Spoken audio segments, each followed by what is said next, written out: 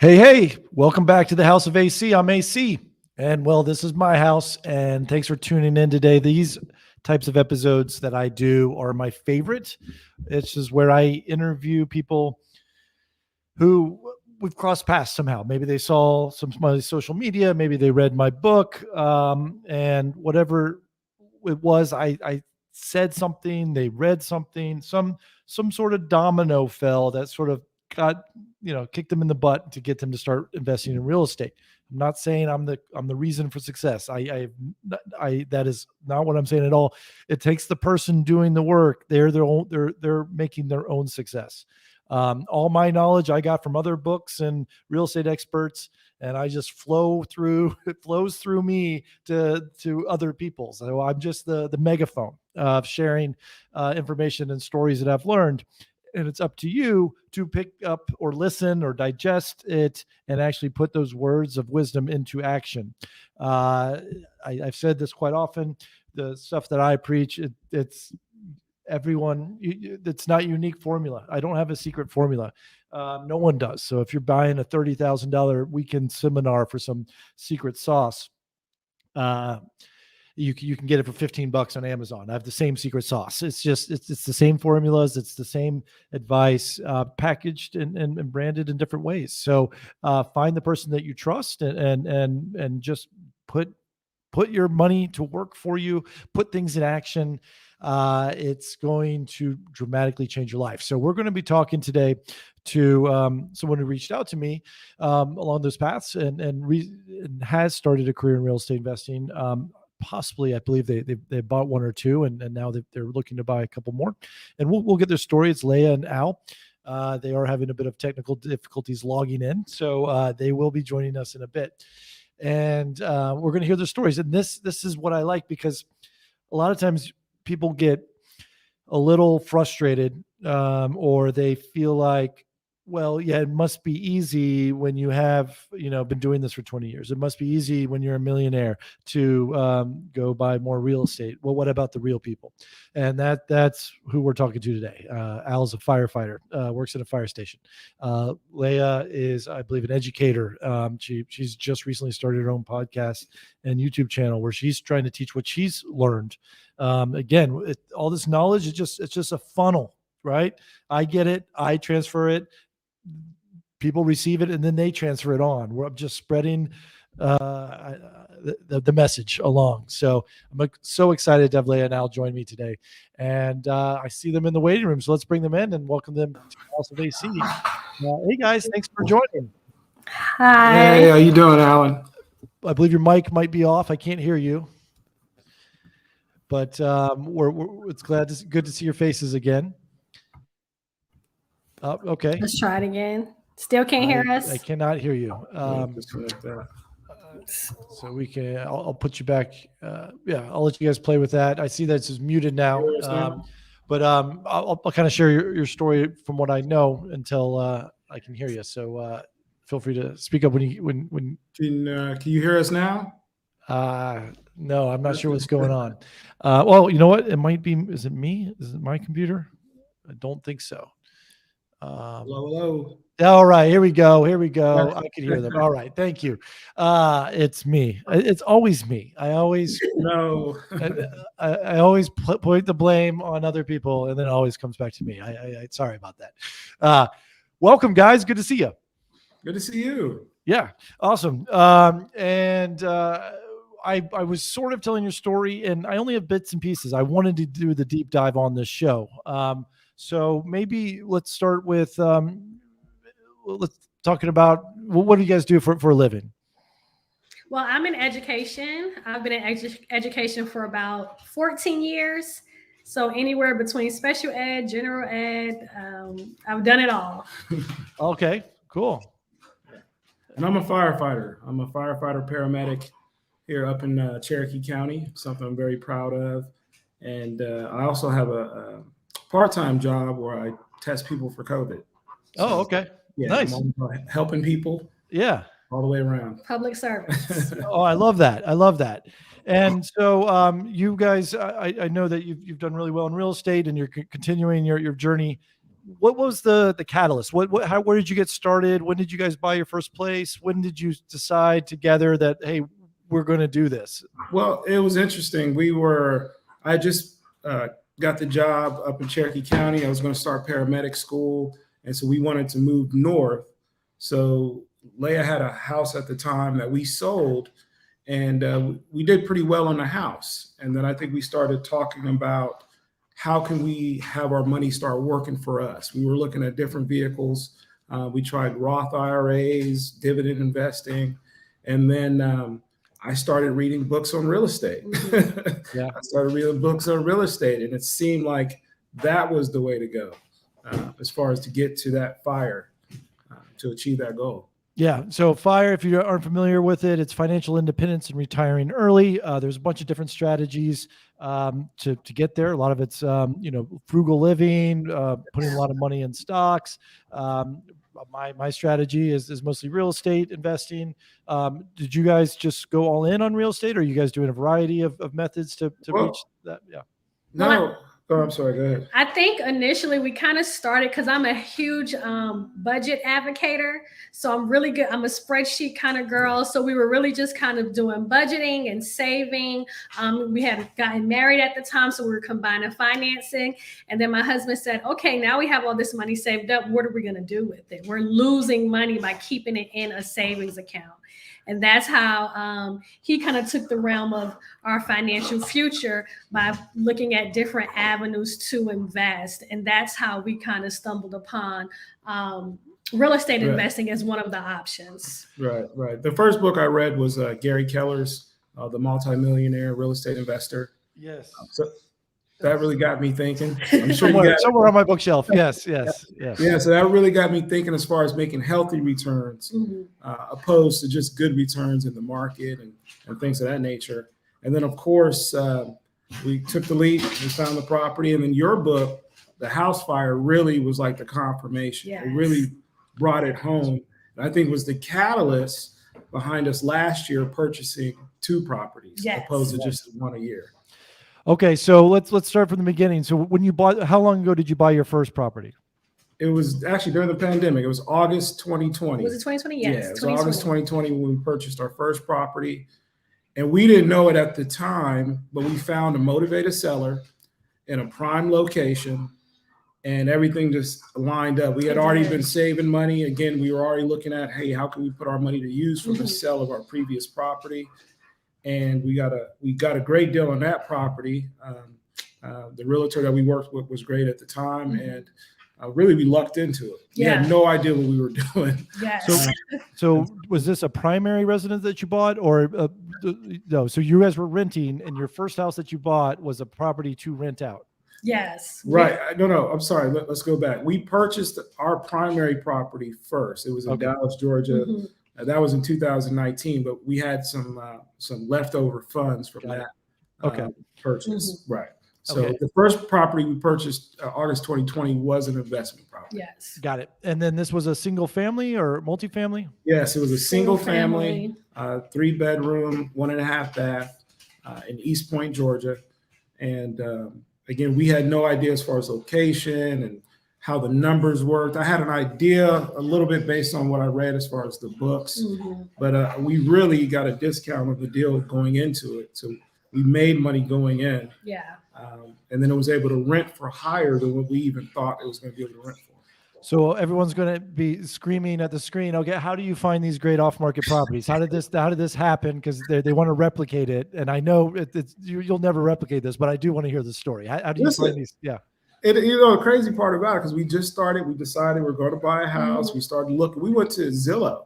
Yes. We little bit on MLS, but this particular property had literally been sitting on Zillow for almost 90 days. Yes. Like it was there for a while. Matter of fact, it started out a little bit above the budget that we had, and then it continually just kept dropping in price. And for whatever reason, it was just sitting there. Yeah. And when it happened to have an open house one day. Yeah. So we went in, we contacted our realtor, and because it went from it was being sold by a realtor, and then it went off the market, and then it got back on the market, but it was being sold by the owner at this point.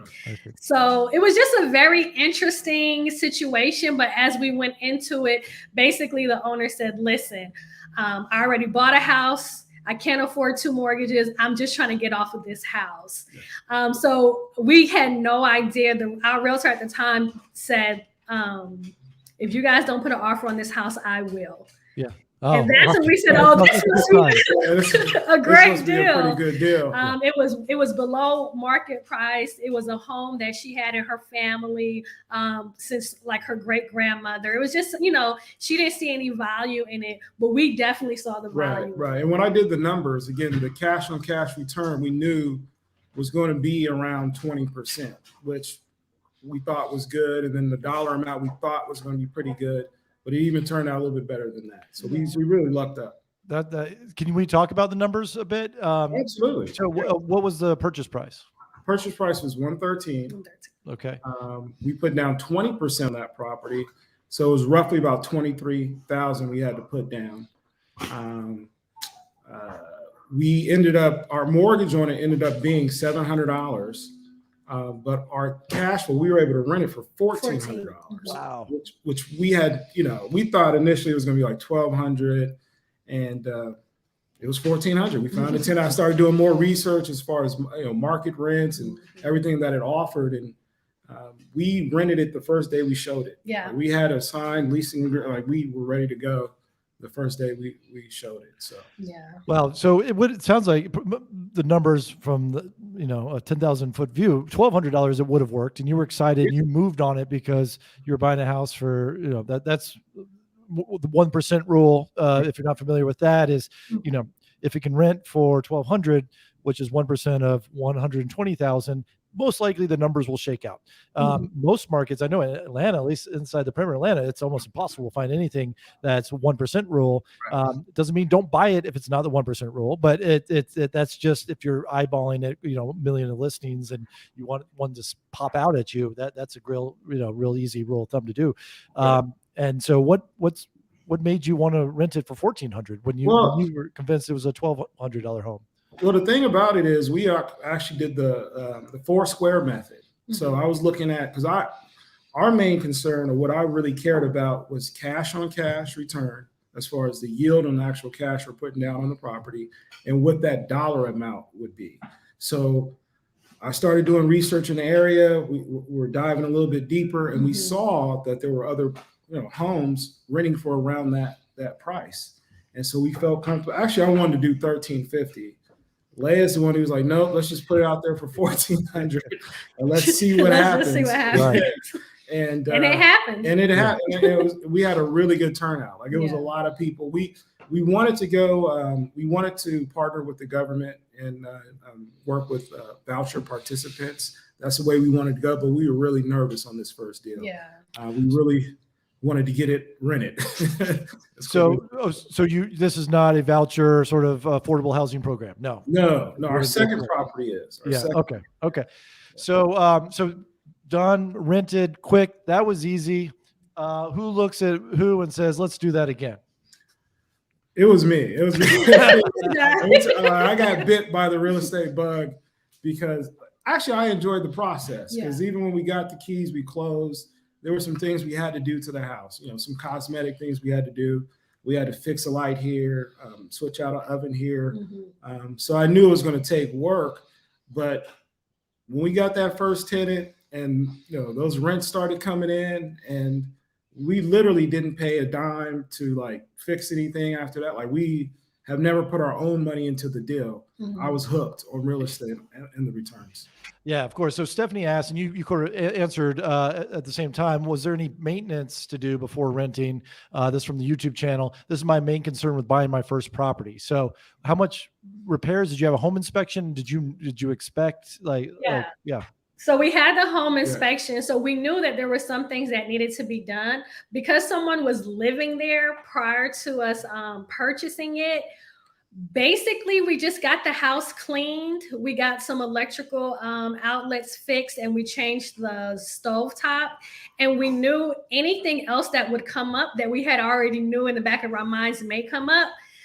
We'll take care of it once we get the tenants in there and rent it. So they paid first, last, and security. And then in about maybe 60 days, they said, hey, we noticed that the toilet is leaking. Well, by 60 days, we've already collected $1,400 in rent plus, all of their deposits. We knew the toilet was going to leak.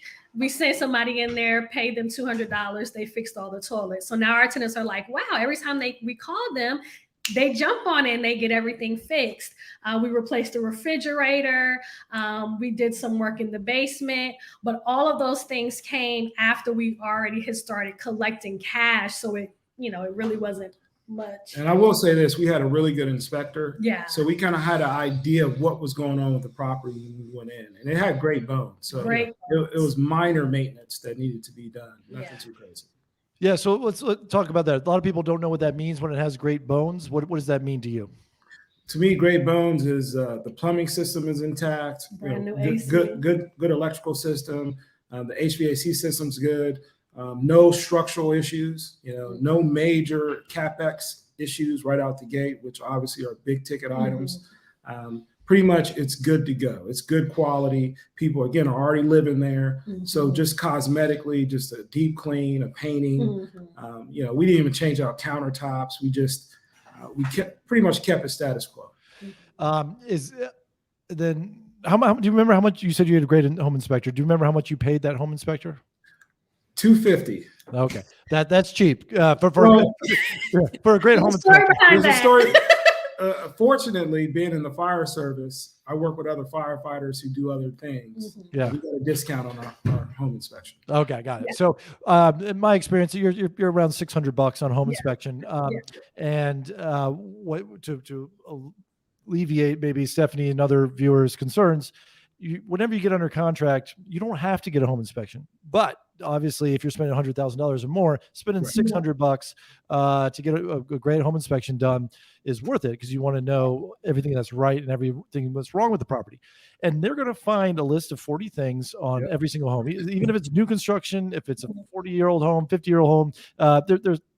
They do their job. It's very thorough. Absolutely. And most cases, I mean, we're in a hot market, so sometimes it's a little bit more difficult to negotiate this. But I usually say, I as a realtor, I'm pretty confident I can get you $600 in repairs back. So this home inspector is going to pay for himself, and you're going to know exactly what you want or what you need to budget for or what needs to be fixed.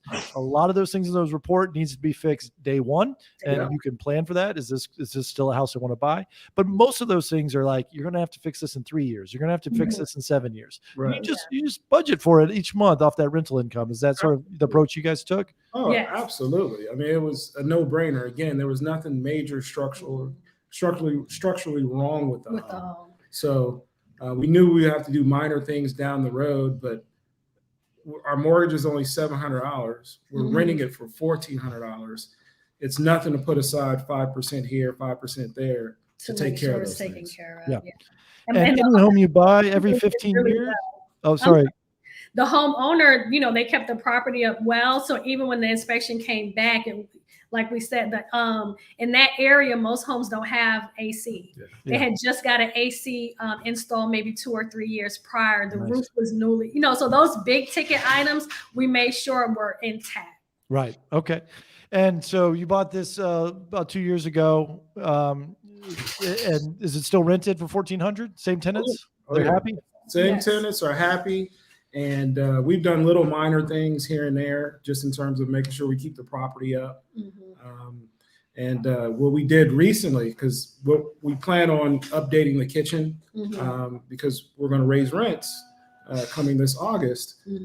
But so we're going to do some things for them as far as updating the kitchen and make sure they're happy with it.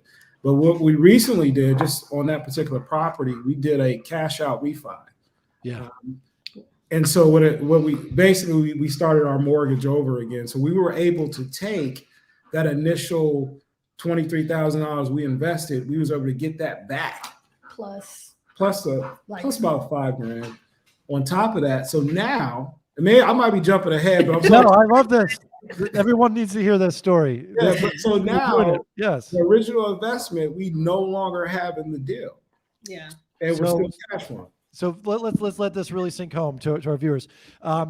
If this, I know you're a fireman, and let's say someone calls you and says this house is burning down, and you say, "It's my day off. Let it burn to the ground," and it's gone. How much money do you lose in this investment? I lose $0 in this investment. You still make money. I still, because I got it insured. So I'm still, even without insurance, but yes. So to rephrase what I heard you say, and so we bought this property with roughly $23,000 down. Right. It was 115 or so purchase price. Mm-hmm. A year later, or you've raised the rent to 1,400, or you increased the expected rent to 1,400. The real estate market sort of went up. There's been a housing inventory. You probably have a lot of comparable properties in the neighborhood that sold for much higher price points because you bought this at a discount. Yes. And so when you went back to the bank and say, "Hey, I want a new mortgage," they'll say, "Well, let me send out an appraiser back out there." What did that appraiser appraise this property for? I jumped out of my seat when I saw the appraisal. I did. I was at work. It came back at 196. Whoa! And this is you just doing minor repairs. You didn't do a major renovation. No. So you had equity of $80,000. You spent $23,000, and now your equity is roughly $80,000. And so you can do something called a cash out refi, refinance that mortgage, where basically they're going to give you a new mortgage with 20% down. And then you get to pull out all that other extra equity tax free, because you only pay taxes if it's a sale, if it's a transaction. You're keeping this property. You're just restructuring the debt. And so how much money did you pull out in that cash out refi? $30,000. Yeah. Okay, so you put in 23, you pull out 30. You already made $7,000. Yep. Obviously, here's the catch on this deal. You get a bigger mortgage. You now have a bigger mortgage, so your mortgage payment's no longer $700. What's your mortgage payment now? It's $759. $759. So you're still cash flowing. It's $650 instead of $700. And mind you, the rent's going up $50 in August. Yeah. Yes. Yeah, because we're going to reinvest into the property as well. So we want to keep these tenants. Yeah, really they're good pretty tenants. good. Yeah. We enjoy them.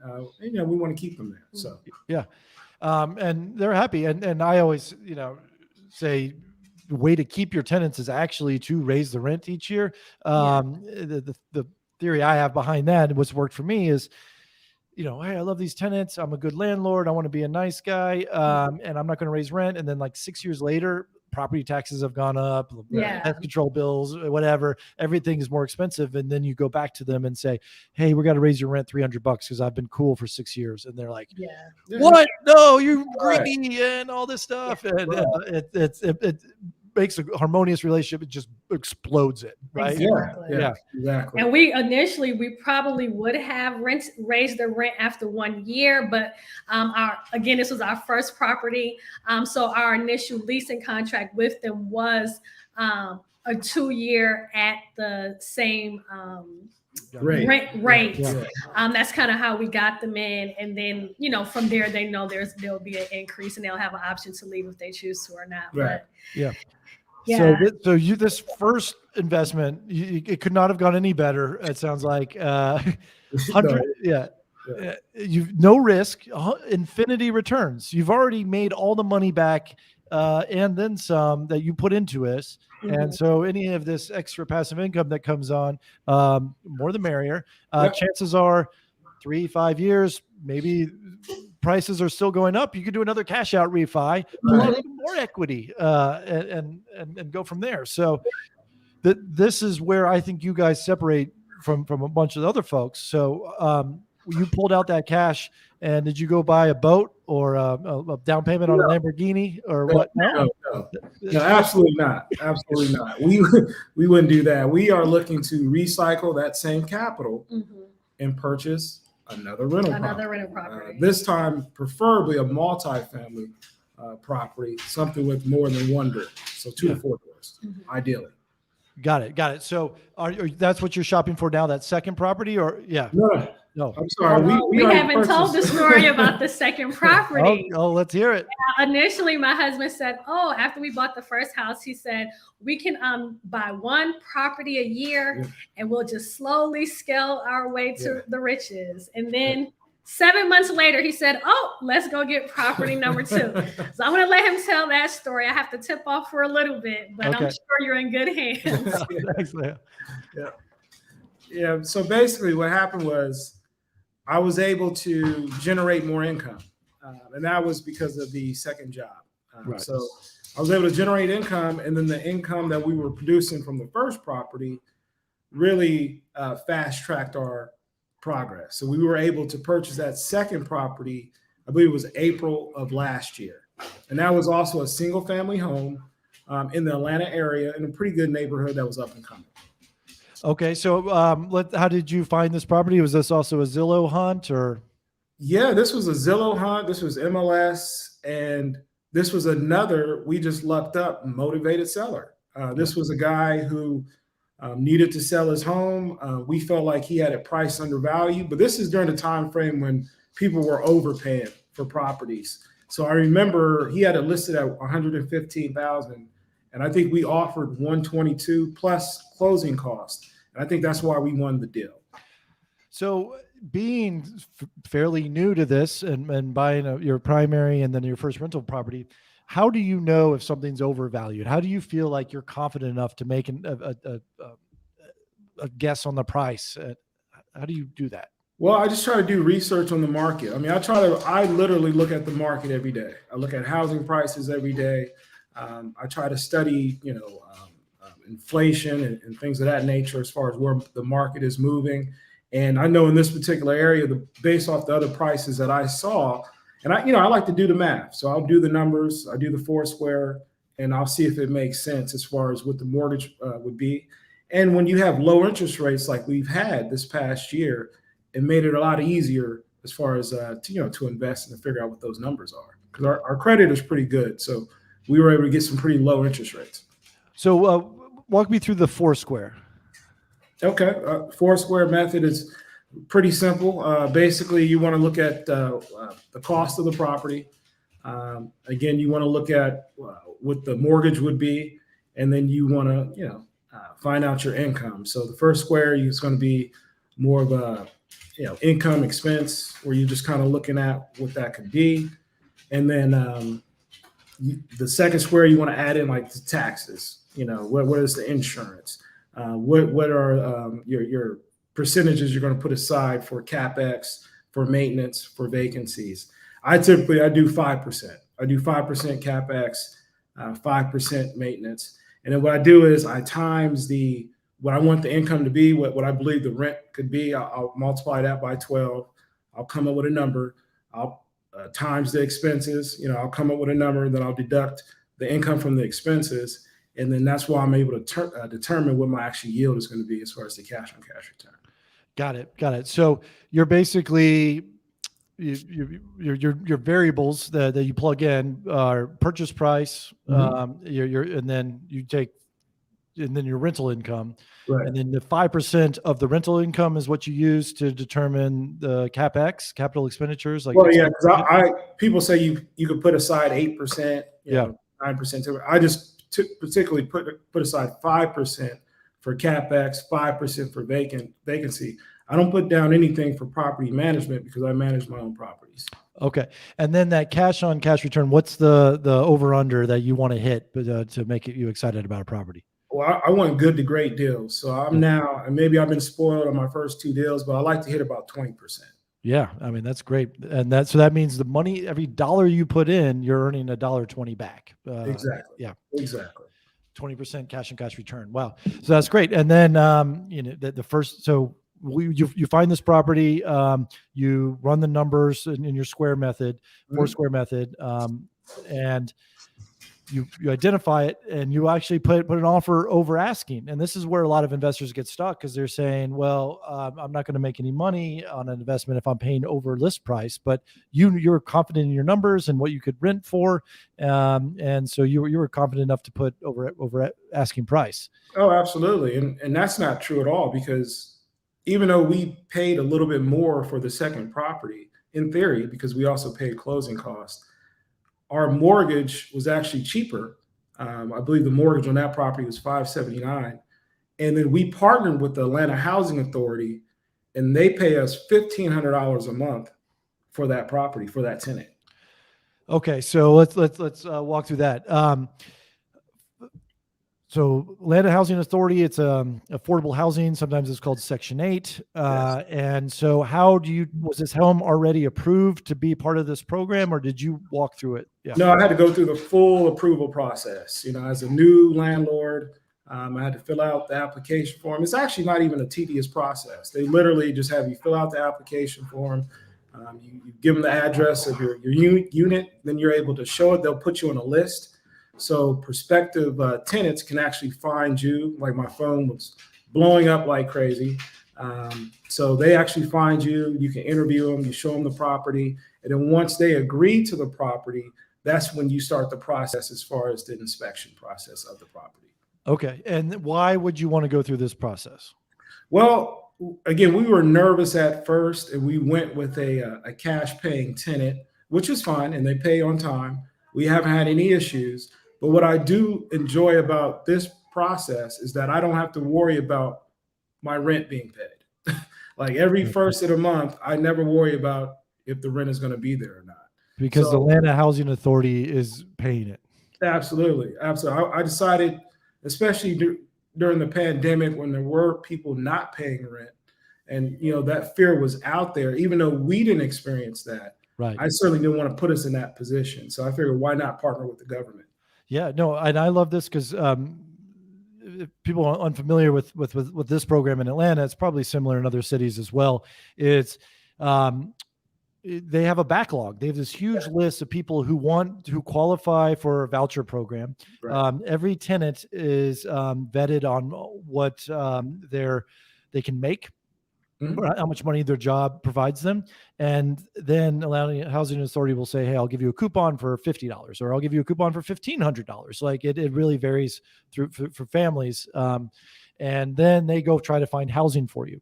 Right. And what's good is because they have this backlog is sometimes they will pay over market value. Is that what you're experiencing in your second home? Is AHA paying more than what you could do in the market rent? Yes, and I think that was a part of it. I think they're paying roughly about $200 more than probably what the market rent is for that particular area. And, you know, the thing about it is, too, what I found is that not a lot of landlords want to partner with the Atlanta Housing Authority for some reason. I think sometimes voucher participants, there's a bad stigmatism, but the reality is you still get a chance to pick your tenant. So I still went through the same process as far as vetting the tenant to ensure that they would be a good tenant for that property.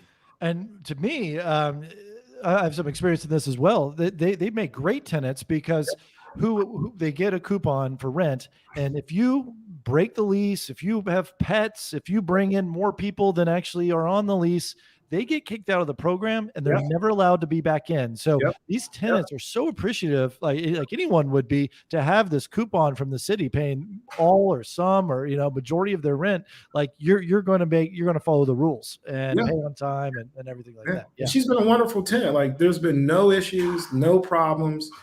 She's very rarely called me. I know a lot of times people feel like they don't want to deal with the, you know, tenants, toilets, and trash, the 3 T's. Right. But her as a tenant, she's been wonderful. I've not heard from her. Everything's been fine. The few times I have, we've taken care of it, and you know, there's been no issues.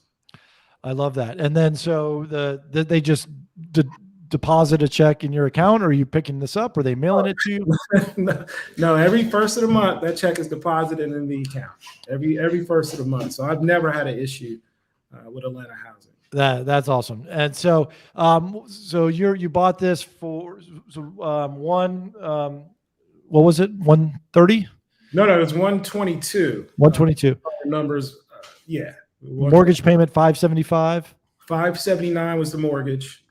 We got a really good interest rate. Yeah, and then you're budgeting for repairs, maintenance, capex, 5%, and then you're getting $1,600 on that. Wow, that cash flows what? A couple $100? Oh yeah, it was $1,500, but yeah, it's great, you know, cash flow. Like I said, it's better than the first deal. Yeah. And so we're thinking about possibly doing a cash out refinance on it, kind of getting it appraised, seeing where it's at, and doing the same thing we did with the first deal. Yeah, and this is how you grow an empire. This is how you become a mogul. Is you don't have to have a high paying job and wait for that bonus every year. You're recycling that same $30,000, that $23,000 that turned in 30. You're just recycling the same cash, acquiring a property, renting it out, pull out the cash, acquire another property, rent it out. It's a great method. Right. And what inspired me to do, because we purchased another property last year too. What we did was, again, I read your book, House Fire, and you talked about your first property was a house hack. Yeah. And I was like, man, I wish we would have did that when we sold the original property in McDonough. I wish we would have bought a duplex or a triplex. But we were having a conversation, and the house, our primary that we were living in, we felt like that wasn't the forever home. It was a good house. We did enjoy the house, but the market was up. So we had a conversation like, hey, how about we sell our home and then we can go buy an investment property? We can go possibly get a duplex, triplex, or a quad and see what we can do. So what we did was we sold our home in Dallas. And this is all around the same time frame. Right. We purchased the second property. We got that going. We sold our home in Dallas, Georgia. We took the profits from that home to purchase another home, but this time it's a primary, so it was only 5% conventional. We had to put down.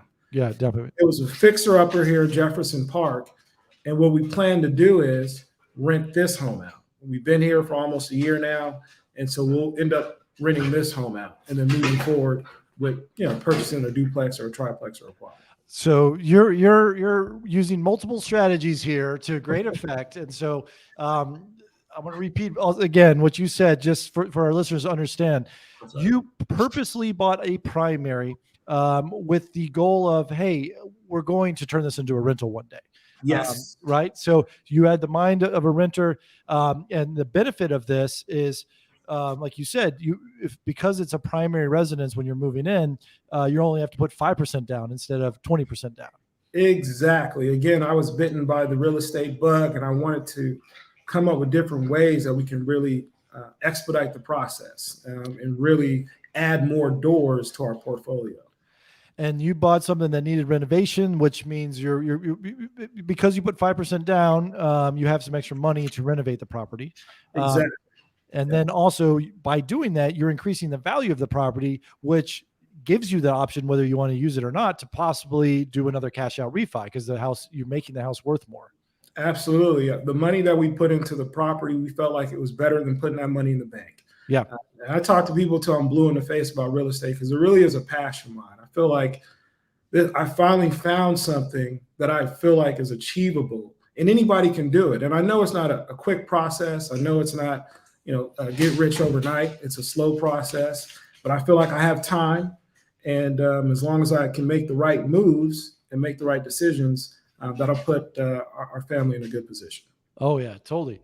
And here's the other thing: like, if you don't want to do a cash out refi, you only have 5% down. What was the price point of this house? What this house was listed at? I think we offered 169.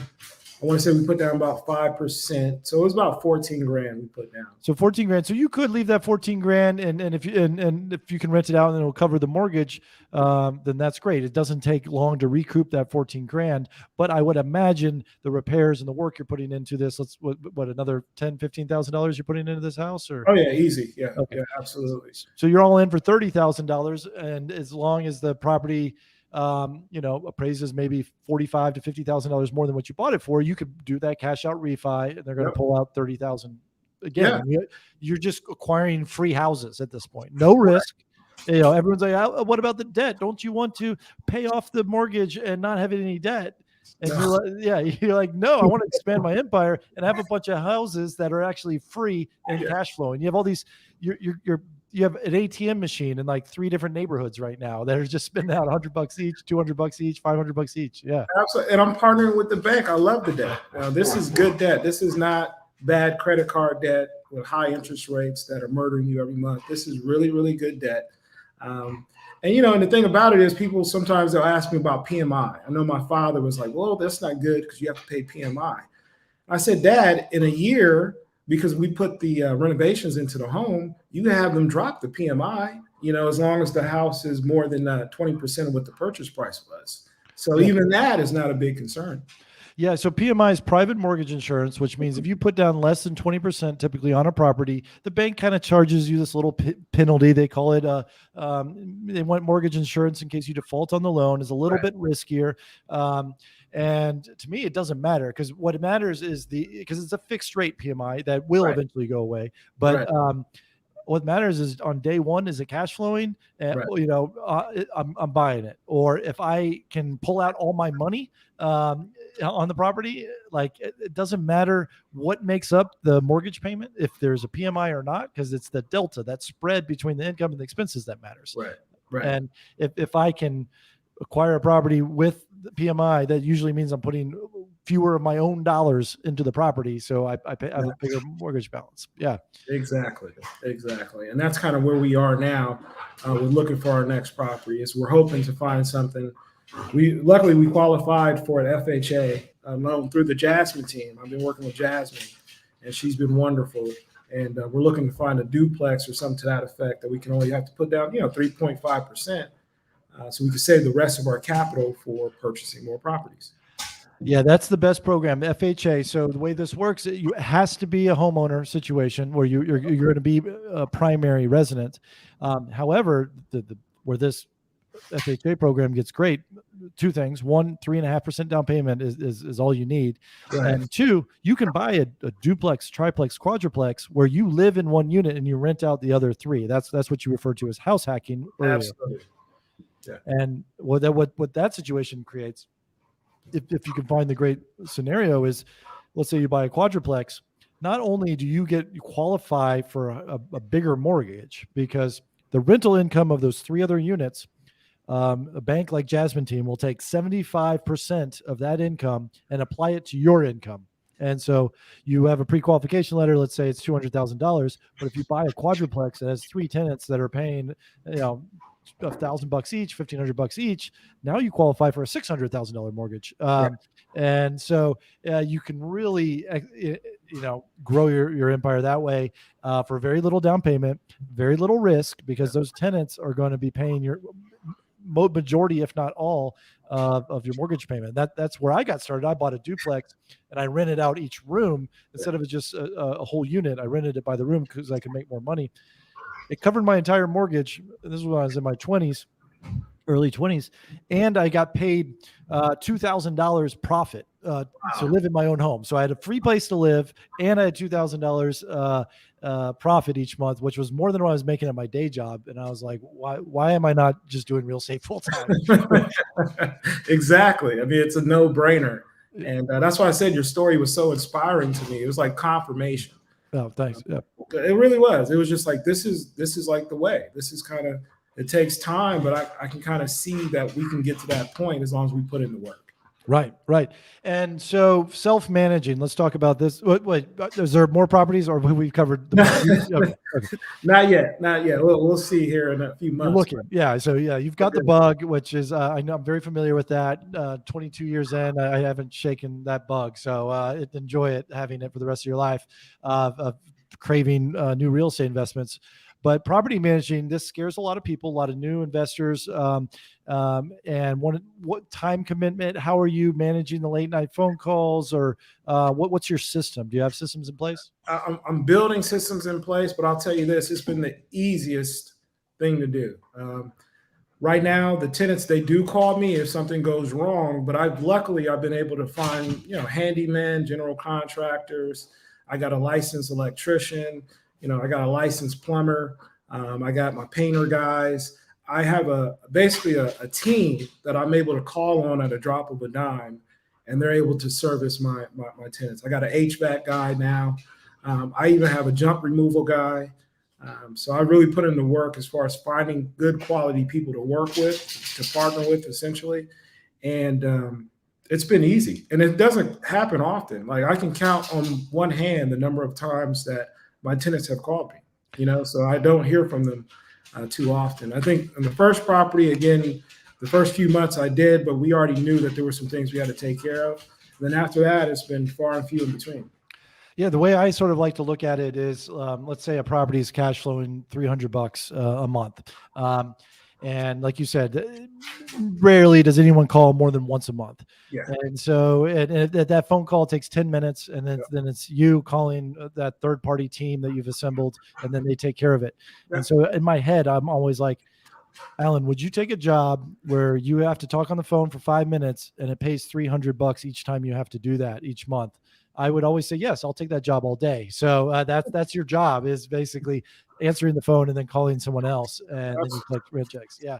Absolutely. And for me, and it's funny because I saw your podcast yesterday off, obviously talking about property management, but that's my thought was, hey, I can do this right now. I mean, 1 to 5, maybe 10 units, I know I can manage effectively, especially as my time as a firefighter, because I just have extra time.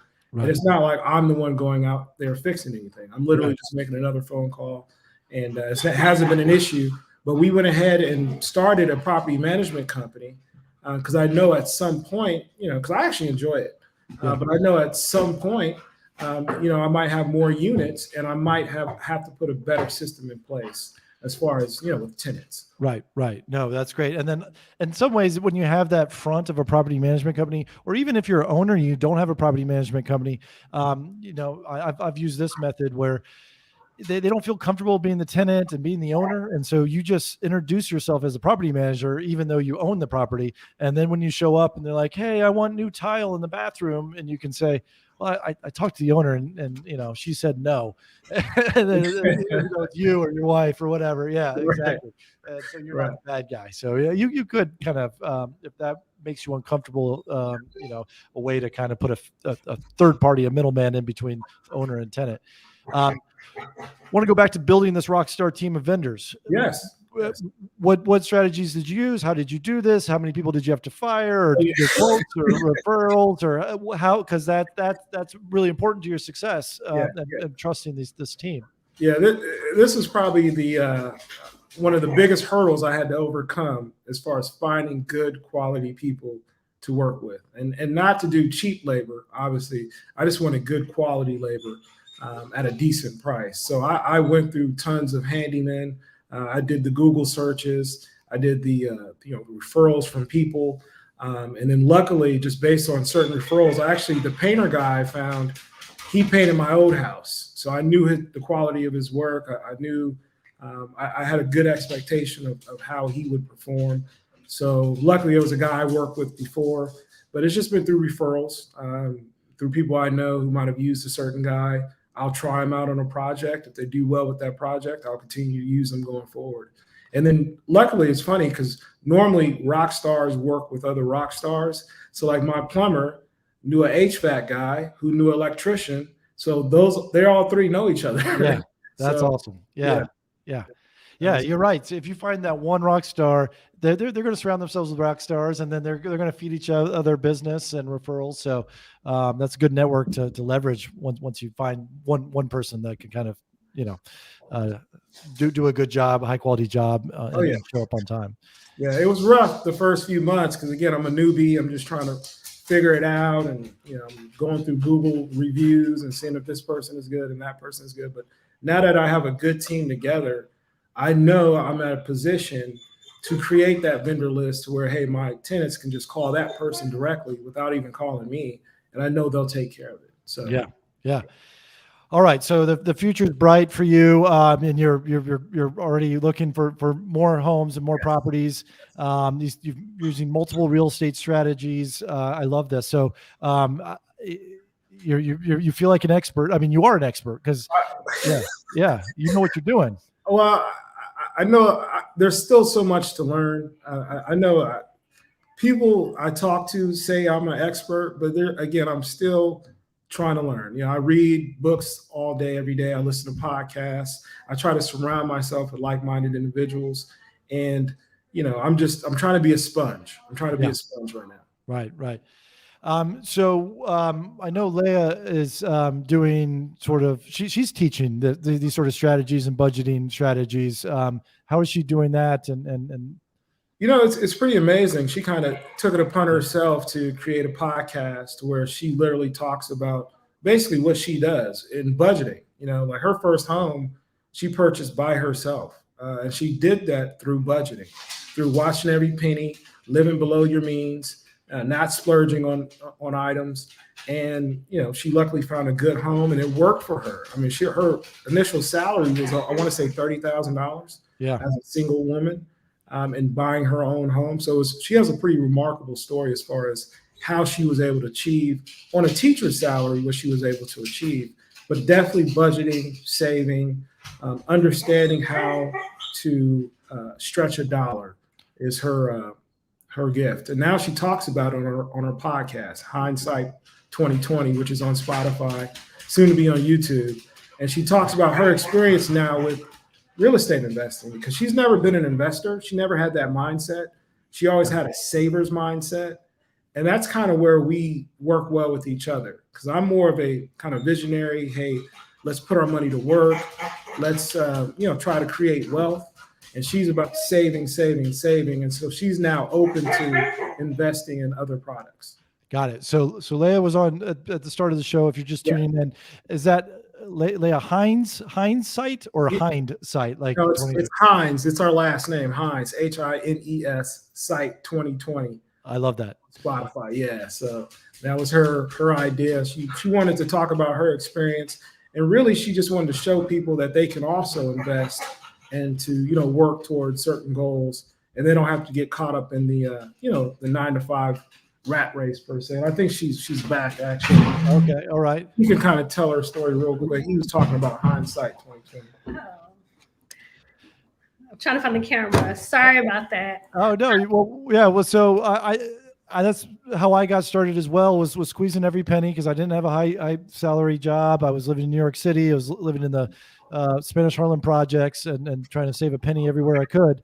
And what I think what you've learned and what you're teaching, and from the episodes I've caught, it's that mental sort of control over your finances. Like, Yes, basically everything starts with your mentality, right? So you have to make the decision. Number one, I want to live the lifestyle that I want. And then outside of just saying it or manifesting it or whatever, you have to actually put action steps in order to get to what that is. So, we've all had stories of not having enough money or struggling, but the reality is we need to look at our spending habits, or maybe look at, are we mindful of what we're doing, what we're saying, and what we're implementing? So pretty much that's what I talk about on my podcast, just action steps towards success, be it finances, being just being a better person. I love to learn. I challenged myself to learn sign language this year. Well, I wasn't going to learn it if I didn't sign up for a course, right? Because I have no idea how to do sign language. So I went and signed up for a course, and it's just really putting action behind our words so that we can be who we say we want to be. Yeah, no, I love that. And then if you know where every dollar is going, and you don't have to do that, but if you do, the effects are amazing, right? Because, you have a desk, every dollar that's going to that real estate fund, that's going to go to the credit card, that's going to go to the car loan or whatnot. Or that's going to go to vacation. That's going to go to, every dollar doesn't have to go to something, quote unquote responsible, because we're also living. But I think that's why we worked well together, because I knew how to save a dollar, but I didn't know what to do with the dollar. Right. And he's like, well, let's invest it, and our dollar can multiply quicker. And, now we can travel 2 international trips a year and all these things. So yeah. Well, the next stage is you start buying internationally, and then those travel vacations is a business expense. And, we're on the same page. We're on the same page. Yeah. We went to Aruba last year in February, and we purposely went and looked at a real estate property just so we can, Yeah, totally. Awesome. Yeah. I love it. Like, oops, we didn't like any properties, so we'll try Jamaica next year. Yeah. Exactly. Well, I love that. I appreciate you guys coming on the show. Is there any parting wisdom or sort of words for maybe the new investor who, sees themselves in you and just doesn't know where to get started? I personally would just say, just do it. Yeah, just get started. It starts with your mindset. Be open. understand that it takes time Mhm. and it takes work. Yeah. But you can do it. Anybody can do it. Anybody can, because we're nowhere near where I believe we're going to be. Yeah. But we know what the goals are. Yeah. We write them down, we speak them out loud, and we just take action. And we take action. Yeah. Just do it. I love that. Is do you guys on social media? Anything you'd like to promote social media wise? Hines Sight 2020 on all platforms. I'm at my podcast, my Instagram, Hines Sight 2020. Yep. And I don't really do social media like that too big, but I am on Twitter. Alex, the HHIG LLC CEO. And then that's also our website, HHIGLLC.com. It's Hines and Hines Investment Group. Okay. And if anybody's looking to partner or to talk about deals or anything of that nature, or need a property manager, Leah's getting her real estate license. Yes. So, Oh, congrats. That's awesome. Well, let's talk about that. If you're looking to join a team or anything. Oh, I would love to. Okay. We talked about that. Yeah. I have a feeling, Alan, will be on your show again. Yeah, awesome. I love it. I love else. it. Yeah, cool. Well, thank you guys. Thanks for tuning in. Thanks for reading the book. And yeah, we're definitely going to check in on you because you guys are movers and shakers and you're making things happen. You don't sit idle. You really put your dreams into action. So it's fun to watch. Yeah. And I'm excited to see what I'm excited to visit your vacation properties in Aruba one day. There you go. And thank you for having us, Alan. We really appreciate it. We're honored. And if you ever need a COVID test, go to atlantacovidtest.com. I'll take care of you. All right. Awesome. Sounds good. All right. Well, a lot of people have that need. So Absolutely. Yeah, definitely. So that's definitely smart to do. Okay, guys, we'll see you soon. All right. Appreciate it.